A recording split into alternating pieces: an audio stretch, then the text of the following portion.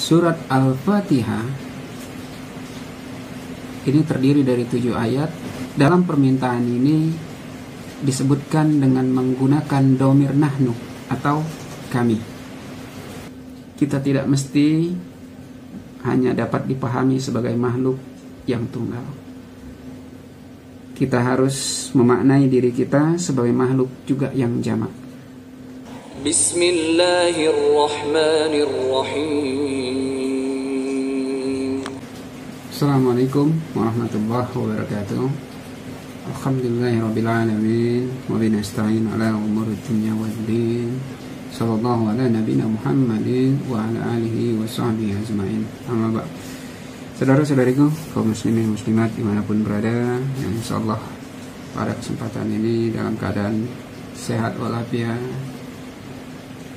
dalam lindungan, limpahan rezeki, hidayah dan rahmat dari Allah Subhanahu wa taala. Saudara-saudariku yang dimuliakan Allah, pada kesempatan ini kita akan membahas tentang Surat Al-Fatihah. Surat Al-Fatihah ini terdiri dari 7 ayat. Namun dalam 2 ayatnya itu ada permintaan kita kepada Allah. Tapi dalam permintaan ini disebutkan dengan menggunakan dhamir nahnu atau kami. Padahal kita ketahui bahwa surat Al-Fatihah ini adalah surat yang termasuk wajib membacanya dalam sholat, minimal 17 kali dalam sehari dalam sholat. Dan surat Al-Fatihah ini juga mesti kadang dibaca sendiri, bisa juga dalam sholat, bisa juga di luar sholat, bisa juga dalam keadaan berjamaah maupun tidak berjamaah. Ketika berjamaah mungkin maklum kita bahwa surat Al-Fatihah ini menggunakan dhamir nahnu. Tapi ketika kita sholat sendiri atau ketika kita membaca Al-Quran secara sendiri, tapi bahasanya menggunakan nahnu, kami, padahal kita sedang sendiri. Tapi kalau ketika berjamaah mungkin bisa dipahami bahwa ini nahnu. Lalu kenapa Al-Quran menggunakan kata nahnu, kami, bukan saya, bukan aku? Kenapa? Ini yang akan kita bahas pada kesempatan ini, karena ada hikmah di dalamnya yang perlu kita gali. Dan ini mudah-mudahan bisa meningkatkan keimanan kita, semakin meyakinkan kita ketika kita membaca Al-Fatihah. Ketika kita membaca Al-Fatihah itu tidak hanya sekedar kita menjadikan Al-Fatihah bacaan wajib ketika sholat, tapi juga bagaimana ketika kita membaca surat Al-Fatihah ini menjadikan kita semakin yakin, iman kita semakin kuat, dan sholat kita juga insya Allah akan menjadi khusyuk. Karena kita meyakini dan kita semakin memahami daripada bacaan kita. Dalam hal ini kita ambil yang berkaitan dengan kata ganti dhamirnya, yaitu nahnu atau kami. Ini ada di ayat ke-5 dan ke-6, di mana disebutkan a'udzubillahi minasyaitonirrajim, iyyaka na'budu wa iyyaka nasta'in. Hanya kepada Engkaulah kami sembah dan hanya kepada Engkaulah kami meminta pertolongan. Ya, kami menyembah, kami meminta pertolongan. Ini dhamirnya menggunakan kami. Lalu di ayat selanjutnya disebutkan juga ihdinas syiratal mustaqim. Ihdina, nah, kami, tunjukilah kami. Kenapa menggunakan kami? 2 ayat ini yang akan kita bahas kenapa Al-Quran menggunakan domir nahnu yang berarti kami, padahal kita yang membacanya itu adalah bisa sendiri tanpa jamaah. Oke, ini yang menjadi bahasan kita pada kesempatan ini. Saudara-saudaraku yang insya Allah dirahmati Allah, sebelum membahas ini mungkin bisa kita lihat dulu surat Al-Fatihah ini, bahwa surat Al-Fatihah ini adalah terdiri dari 7 ayat dan mempunyai 7 nama. Dan dalam pendapat lain disebutkan ada 12 nama. Ada yang menyebutkan 10 nama, tergantung dari mana kita mau mengambilnya. Surat Al-Fatihah disepakati ini adalah 7 ayat.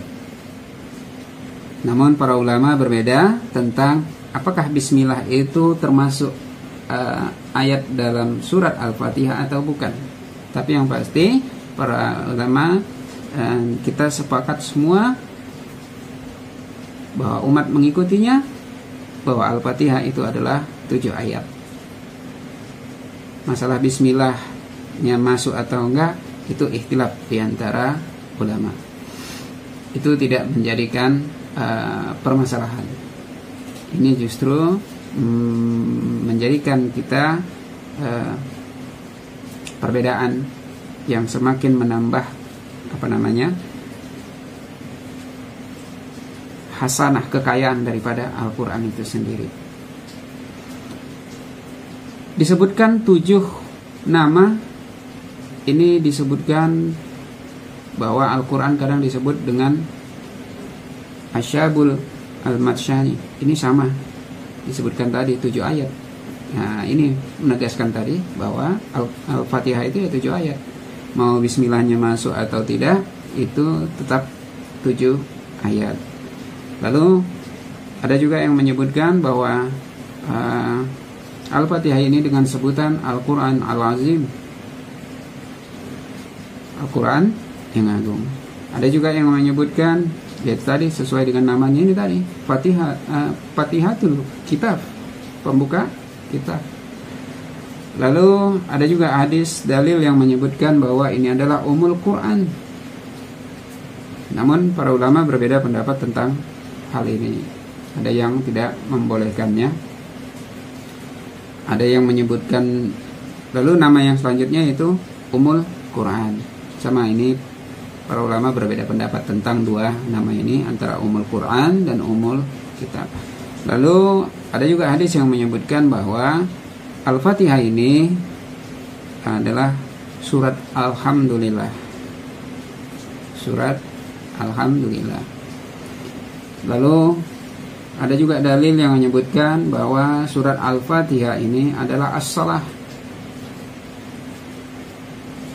di mana disebutkan bahwa Allah membagi sholat antara aku dan hambaku. Menyebutkan kata sholat ini berkaitan dengan surat Al-Fatihah, surat Alhamdulillah.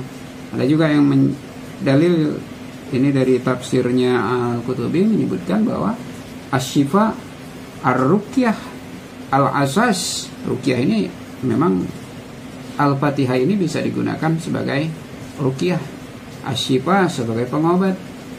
Banyak dalil-dalil yang menyebutkan bahwa Al-Quran itu pernah disebutkan untuk mengobati orang, untuk meruqyah. Dan Al-Fatihah juga disebut Al-Azaz, yaitu dasar daripada Al-Quran. Lalu disebutkan juga Al-Quran ini adalah Al-Wafiyah, yang artinya lengkap. Artinya Al-Fatihah ini dia nggak boleh dibaca sepotong-potong. Misal di dalam rakaat pertama dipotong, baru sepotongnya lagi nanti dibaca di rakaat yang lain, nggak boleh. Nah, karena Al-Wafiah ini adalah surat yang harus dibaca lengkap. Lalu Al-Fatihah juga disebut surat yang Al-Kafiyah, artinya yang cukup.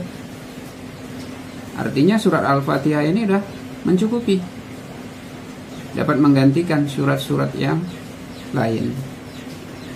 Jadi ini berkaitan dengan nama-nama dari surat Al-Fatihah, bahwa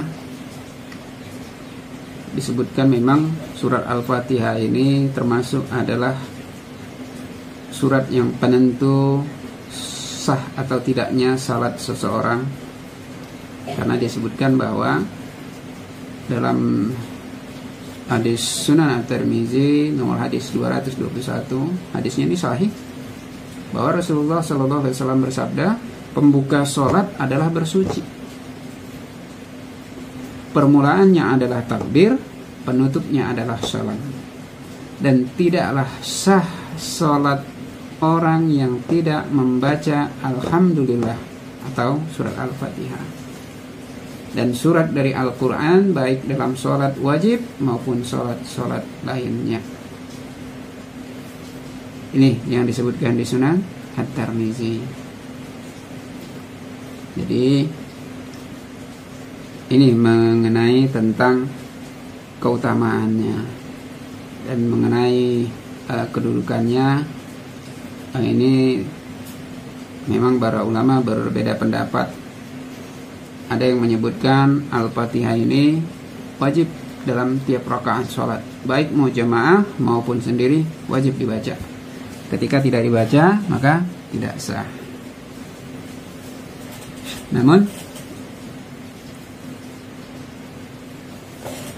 ada juga yang mengambil pendapat dengan berdasarkan hadis bahwa Al-Fatihah wajib memang dibaca setiap rakaat, tapi kecuali dia kedudukannya sebagai makmum, kecuali dia di belakang imam.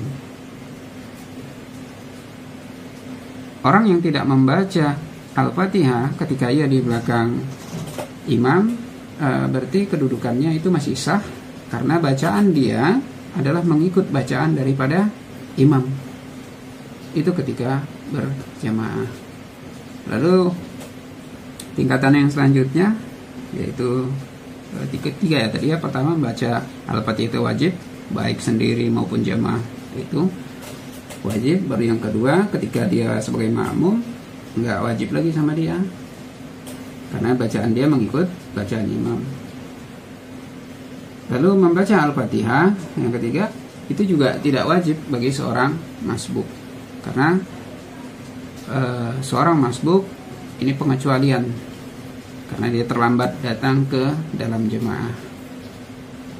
Ketika dia masuk ke dalam syaf jemaah, masih dihitung dia satu rakaat ketika ia mendapati jemaah itu dalam keadaan rukuk, dan tidak wajib bagi dia untuk membaca Al-Fatihah.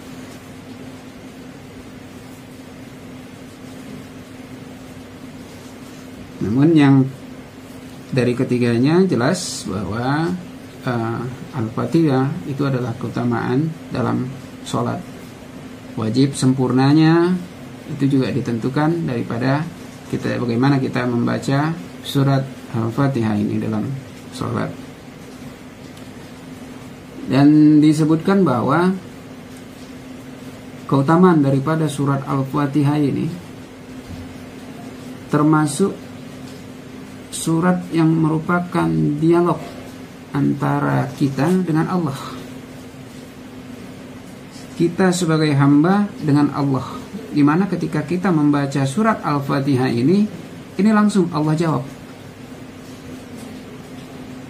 Ini ada disebutkan banyak dalam hadis, ada di Musnad Ahmad, ada di Sahih Muslim, di Muwatta Malik, Sunan Tirmizi.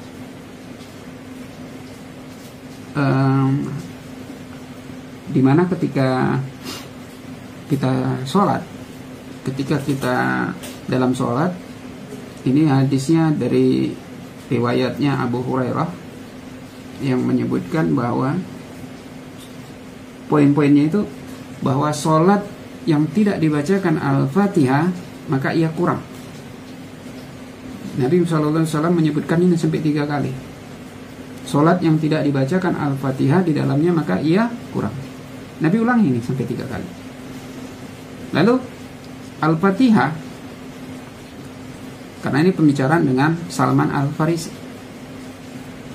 Bagaimana ketika aku berjemaah? Maka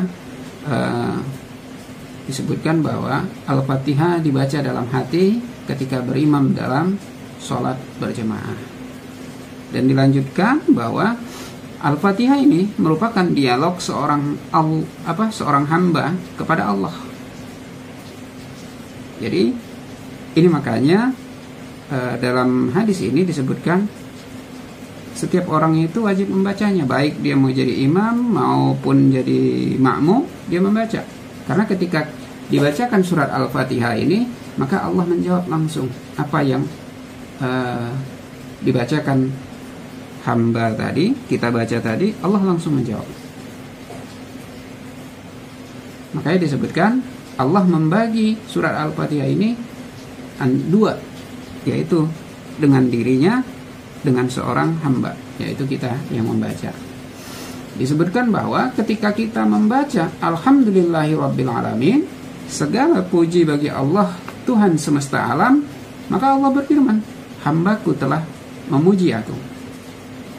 Lalu ketika kita membaca Ar-Rahmanir-Rahim, yang maha pengasih lagi maha penyayang, maka Allah berfirman, hambaku telah menyanjungku.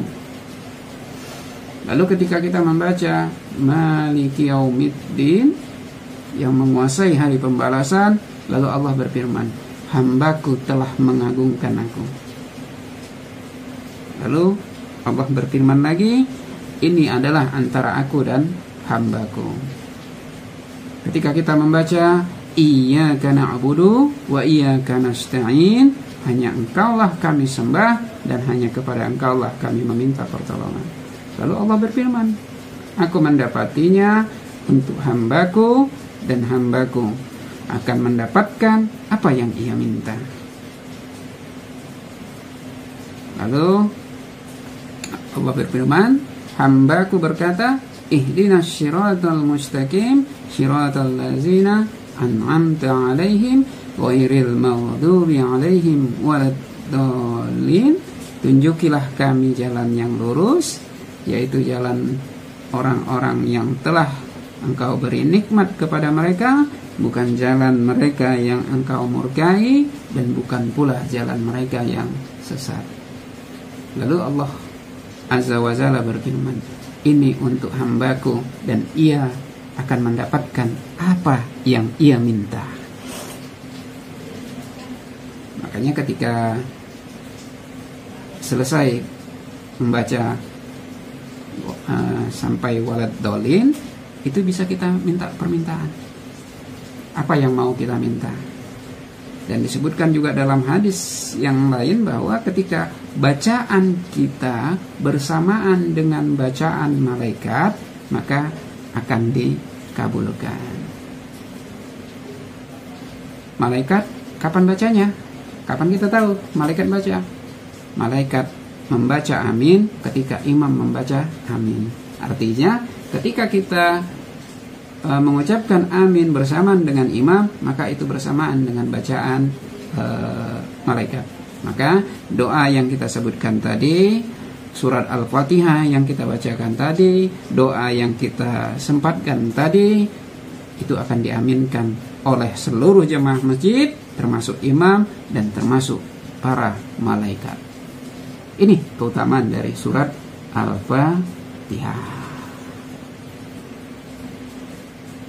Nah, ini yang baru masuk kita ke pembahasan kenapa domir di kalimat ayat yang ke 5 dan 6, yaitu iyyaka na'budu wa iyyaka nasta'in ihdinas siratal mustaqim, itu menggunakan domir nahnu atau kami.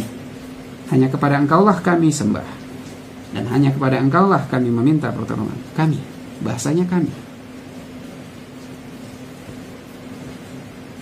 Dan kita juga meminta agar ditunjuki jalan yang lurus, ihdinas siratal mustaqim. Ini juga menggunakan kata ganti nama kami atau nahnu. Ini yang kita akan bahas. Memang ada yang berpendapat bahwa penggunaan kata kami, nahnu dalam 2 ayat di surat Al-Fatihah ini berarti bahwa umat Islam ini memang selalu berjamaah. Dan hal ini memang tepat karena memang umat Islam itu kuat karena memang berjamaah. Sehingga kita di laki-laki lah ya, itu terutama ya harus ke masjid berjamaah. Namun tetap juga ada kalanya surat ini kita baca juga bisa di dalam sholat, bisa juga di luar sholat. Dan bisa juga kadang ini dibaca ketika sholat sendiri maupun sholat berjamaah. Terlebih itu wanita. Tempat terbaiknya sholat wanita itu ya di rumahnya. Rumahnya di mana? Di kamarnya. Itu yang terbaik. Tapi kalaupun seorang wanita mau sholat di masjid, suaminya nggak boleh melarangnya. Cuman ya hindari terjadinya fitnah seperti memakai wewangian, dan bisa menjaga fitnah itu tadi intinya. Lalu adakah pendapat lain kenapa domirnya menggunakan kami, nahnu pada ayat ke-5 dan ke-6 itu, bahwa kata kami nahnu pada ayat ke-5 dan ke-6 itu bisa bermakna bahwa kita sebagai Bani Adam, sebagai manusia, kita tidak semata adalah makhluk yang tunggal, tapi kita juga adalah makhluk yang jamak, makhluk yang berbilang. Kita nggak tunggal. Secara zahirnya ya mungkin kita lihat tinggal. Saya seorang Abdoli, saya seorang anak ini. Tapi kita sendiri ini sebenarnya tidak adalah makhluk yang tunggal. Kita ini adalah makhluk yang jamak. Kenapa kita sebut makhluk yang jamak? Ini bisa kita lihat nanti bisa kita bahas mulai dari kebetulan ini adalah pengembangan daripada buku Jejak Perjalanan Akhirat. Silakan yang mau download Jejak Perjalanan Akhirat dan Syafaat, ada 3 jilid. Silakan mau download, bisa aja ketik di Google, keluar insyaallah buku Jejak Perjalanan Akhirat ini, bisa di download aja atau di website Hikmah 313. Bahwa pembahasan apa alasan, apa dalil yang menyebutkan bahwa kita ini tidak semata makhluk yang tunggal, tapi juga jamak. Sehingga benar Al-Quran menyebutkan kami ketika dalam ayat ke-5 dan ke-6 surat Al-Fatihah. Ini bisa kita lihat di alam ruh, bisa kita lihat di alam rahim, bisa kita lihat dalil-dalil di alam dunia, bisa kita lihat di dalil-dalil di alam kubur, bisa kita lihat ketika nanti dalil-dalil yang berkaitan dengan hari kiamat di alam akhirat, alam mahsyar, alam syirat. Baru yang ke-7 ini bisa kita lihat di alam akhirat, di mana di surga dan neraka. Ini bisa kita lihat kenapa kita sebut bahwa kita sebagai Bani Adam, manusia itu adalah makhluk yang jamak, tidak semata tunggal sebagaimana zahirnya kita lihat. Ketika di alam ruh, bahwa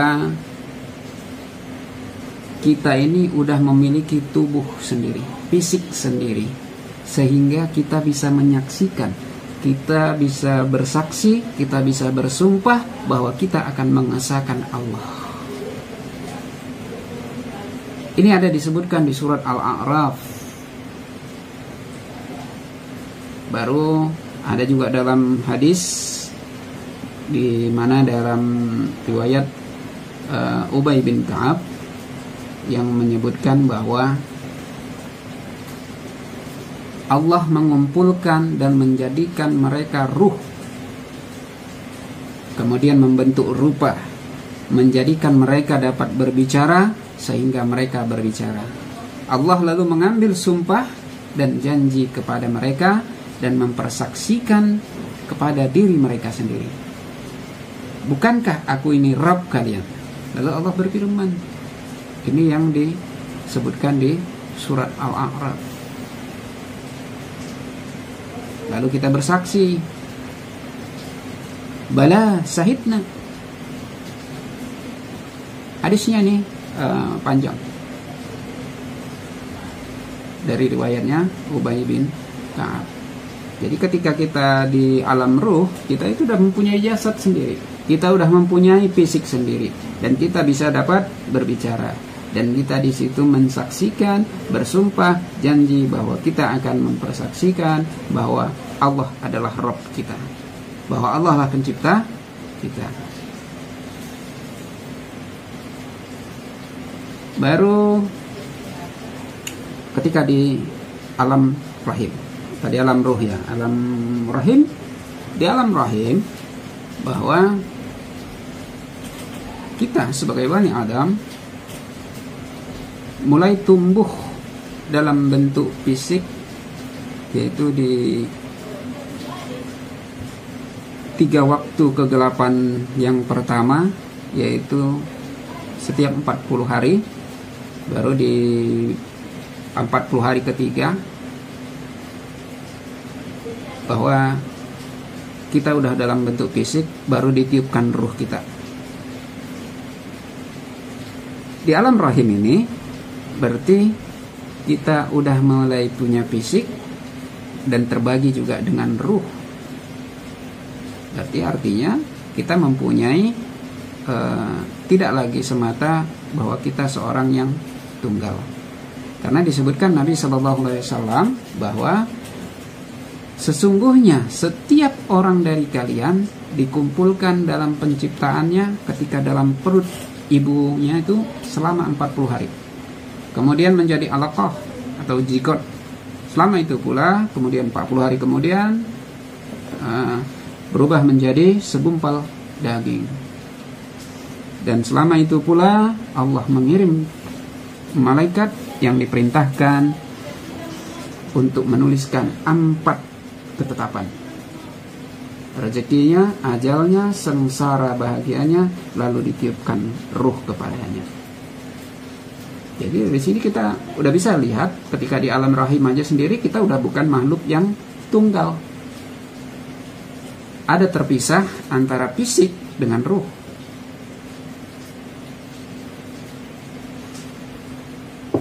Lalu masuk kita ke alam dunia. Ketika di alam dunia, jelas ketika di alam rahim aja kita udah ada fisik, ada ruh. Dan ini kita juga kita sadari. Tapi ketika kita sekarang ini kita bisa rasakan sendiri bahwa kita memiliki fisik, kita ada tubuh, panca indera, ada kolbu, ada akal. Dan ini kita rasakan sendiri bahwa walaupun sejatinya kita tunggal, tapi ada bagian-bagian tubuh kita ini bergerak sendiri tanpa ada satu kesatuan. Ini seperti bergerak sendiri. Kita bisa lihat itu bagaimana jantung kita. Terbayang ketika itu harus hanya bergerak hanya ketika diperintah aja? Enggak. Jantung kita itu bergerak sendiri. Dan kita juga kadang bisa rasakan ketika bagaimana ketika kita pingin makan. Perut udah kenyang, tapi mulut ini masih pingin aja dia makan. Karena mungkin enak, mungkin pingin ngemil aja, lapar mulut kalau orang bilang. Padahal perutnya ini kenyang. Cuman yang lapar itu yang mulutnya. Nih. Kadang kita memukul orang refleks tanpa berpikir panjang. Ini siapa yang menggerakkan? Jadi di sini ada yang tidak kita ketahui, bahwa ada otonomi di tangan itu sendiri. Dan ini juga udah mulai dari waktu kecil. Bagaimana seorang bayi itu disebutkan memang mempunyai refleks. Bagaimana ketika bayi kita sentuh di tangannya, langsung tangannya itu genggam. Lalu ketika kita taruhkan sesuatu di mulutnya, dia langsung menghisapnya. Itu adalah masih refleks. Siapa yang menggerakkan itu? Apakah ada dari terkonsentrasi, ada komunikasi di dalam otak kalau punya? Semua berjalan dan itu adalah makhluk. Ini yang menggambarkan bahwa kita bukanlah makhluk yang tunggal. Belum lagi ketika ada orang yang mungkin sudah memiliki kelainan. Kita lihat bagaimana orang yang latah, ketika dia udah latah, perkataan yang keluar dari mulutnya itu udah nggak terem lagi. Tangannya kadang udah juga kadang nggak ini bisa langsung memukul orang tanpa ia sadari, tanpa diperintahkan oleh akalnya. Bahkan ada juga penyakit sekarang ini seperti sindrom tangan alien katanya, alien syndrome, alien hand syndrome. Samping itu juga ada ruh, ada nafsu. Bukankah itu makhluk dalam satu kesatuan tubuh kita ini?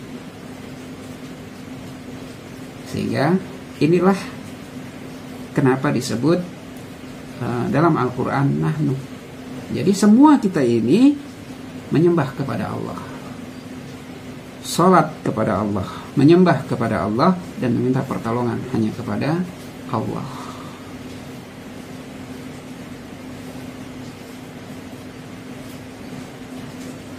Jadi mungkin sudah dapat kita pahami kenapa kita membaca dalam Al-Quran di surat 5 dan 6 itu menggunakan nahnu. Karena ada bagian-bagian dari tubuh kita ini yang berdiri sendiri, bergerak sendiri. Karena sejatinya kita ini bukan adalah makhluk yang tunggal.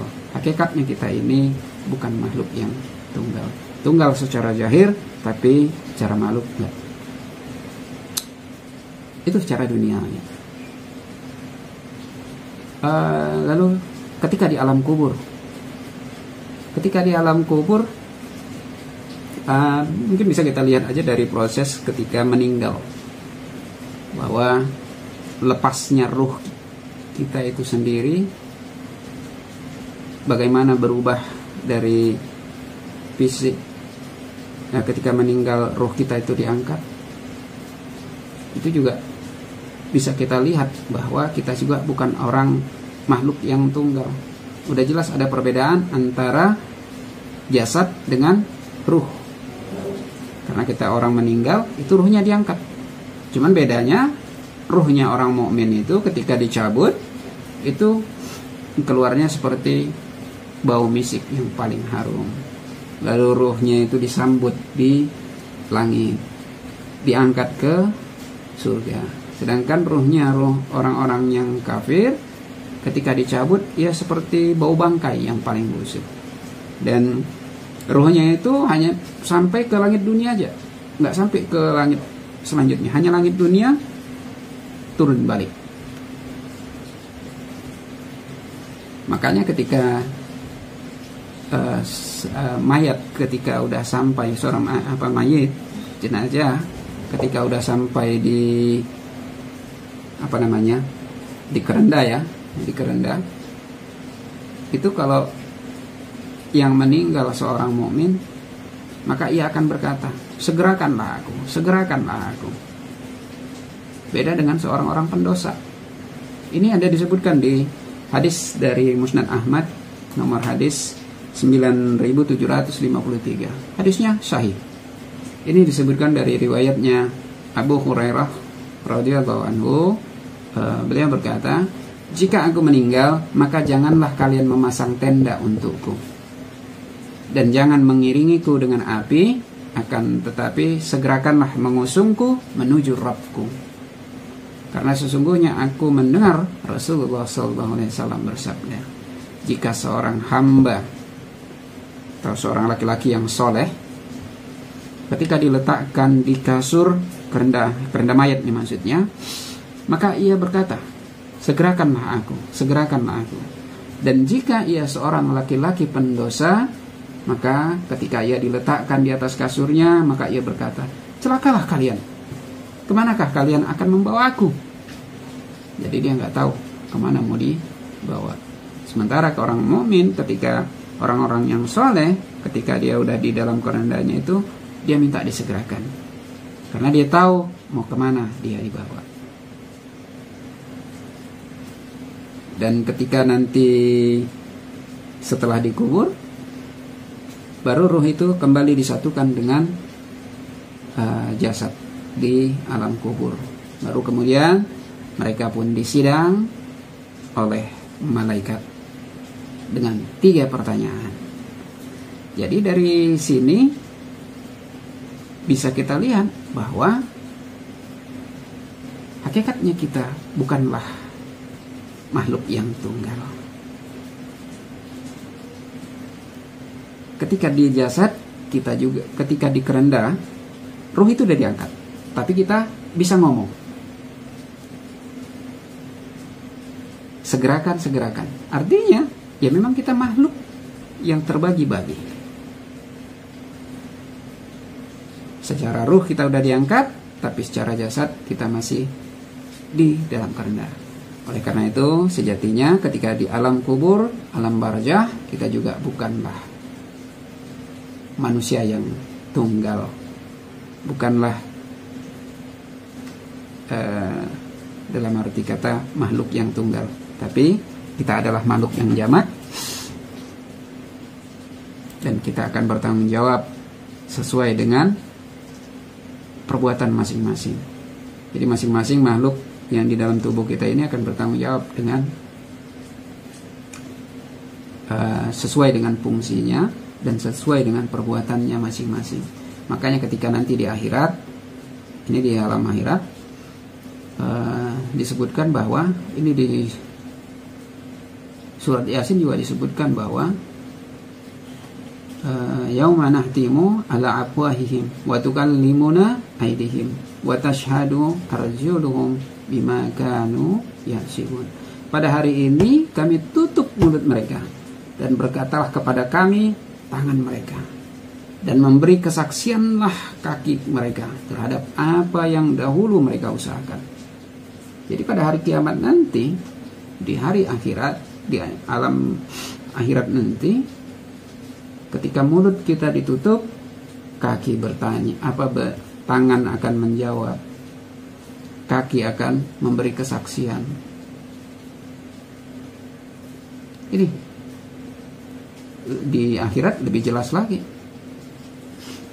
Dan di dalam Musnad Ahmad nomor hadis 19.160 disebutkan bahwa ketika kita datang di hari kiamat, kita itu didatangkan dalam keadaan mulut terkunci. Yang pertama kali berbicara adalah kaki-kaki kalian, yaitu paha. Itu disebutkan. Itu ketika di akhirat.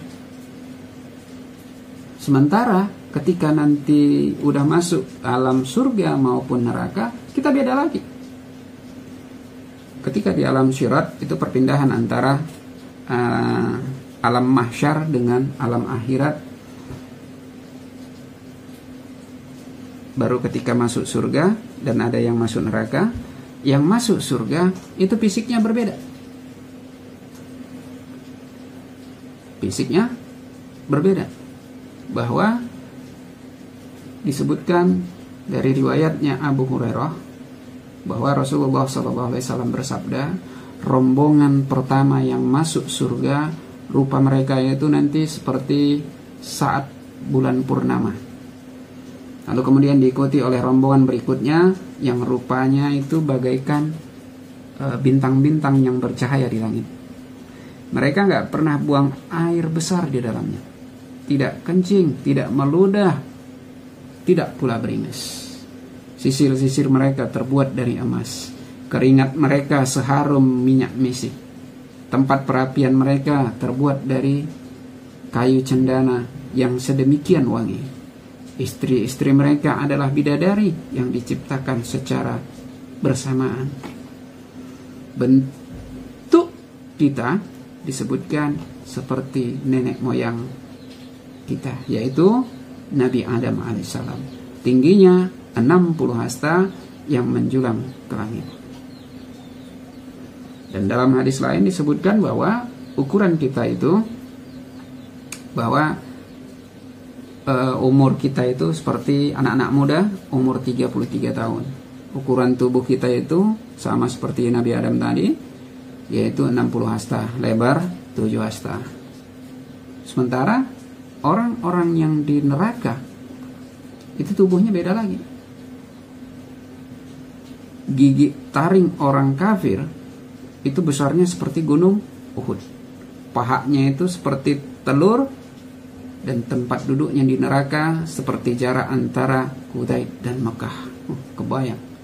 Giginya kita, giginya orang-orang kafir itu seperti gunung Uhud. Itu gigi orang kafir ketika nanti di neraka, seperti gunung Uhud.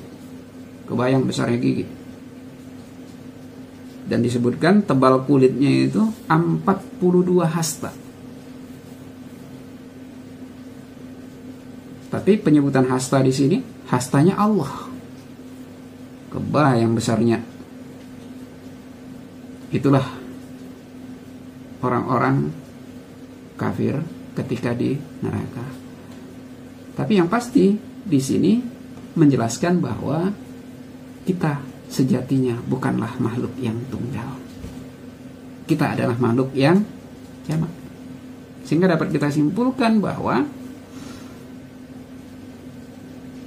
kita tidak mesti hanya dapat dipahami sebagai makhluk yang tunggal.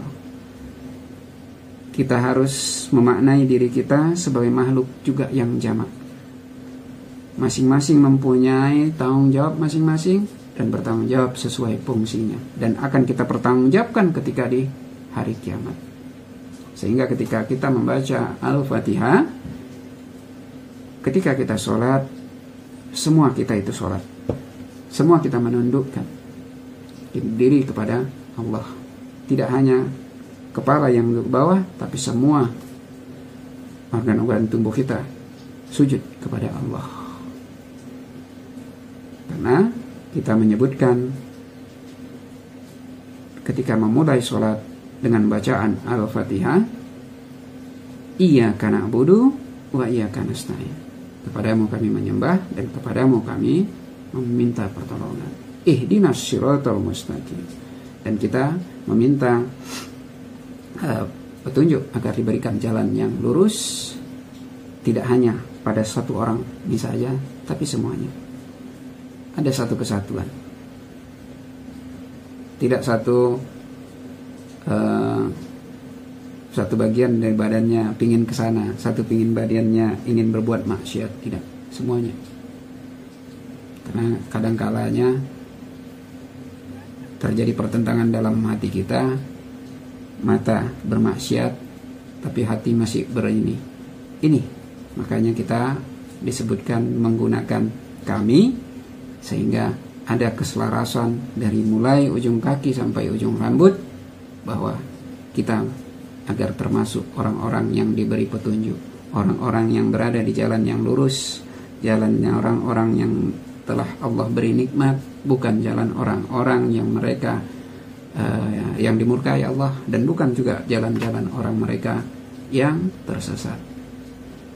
Makanya tepatlah sekali Al-Quran di dalam Al-Fatihah ini, terutama di ayat ke-5 dan ke-6 menggunakan domir nahnu, kami. karena jelas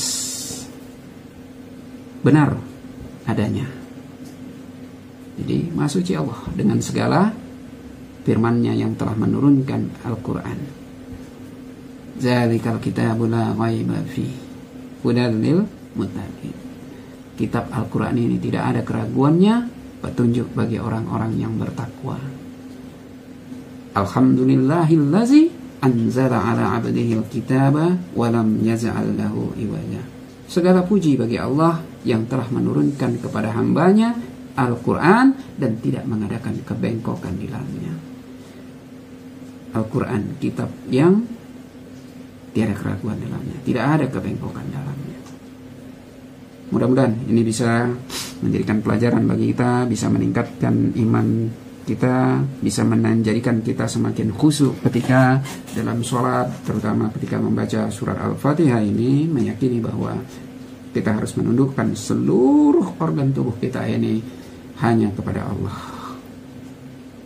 Kita tundukkan kepada Allah bahwa kita adalah abdi, kita adalah hamba yang selalu menyembah dan selalu meminta pertolongan kepada Allah dan meminta petunjuk agar diberikan jalan yang lurus.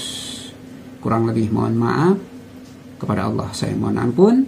Kepada kita semua saya mohon maaf jika memang ada kekurangan, karena yang benar itu datangnya dari Allah, adapun salah dan hilaf datangnya dari pribadi saya yang dhaif. Billahi taufiq wal hidayah. Assalamualaikum warahmatullahi wabarakatuh.